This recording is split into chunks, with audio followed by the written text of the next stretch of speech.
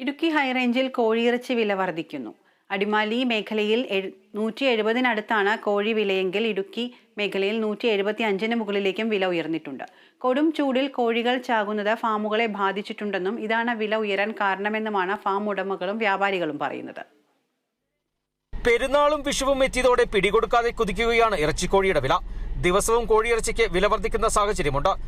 റംസാൻ വ്രതം തുടങ്ങുമ്പോൾ 120 രൂപയ്ക്കടുത്തായിരുന്ന ഇറച്ചിക്കോഴിയുടെ വിലയാണ് കുത്തനെ ഉയർന്നിപ്പോൾ 170-അടുത്തെത്തിയിട്ടുള്ളത്. പ്രധാനമായും തമിഴ്നാട്ടിൽ നിന്നുമാണ് വിൽപ്പനയ്ക്കായി ഹൈറേഞ്ചിലേക്കടക്കം ഇറച്ചിക്കോഴികൾ എത്തുന്നത്.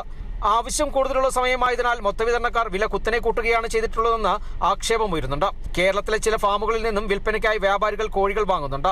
വില കുത്തനെ ഉയർന്നതോടെ വരുന്ന ആഘോഷ ദിവസങ്ങളിൽ തീൻമേശകളിൽ കോഴി വിഭവങ്ങൾ നിരക്കണമെങ്കിൽ ആളുകൾ അധിക തുക മുടക്കേണ്ടി വരും. അതേസമയം വില വർധനവ് നിയന്ത്രിക്കേണ്ടെന്ന സർക്കാർ സംവിധാനങ്ങൾ ഇടപെടൽ നടത്തുന്നില്ലെന്ന പരാതി ആളുകൾ പങ്കുവയ്ക്കുന്നു. Kerala vision news, Idukki.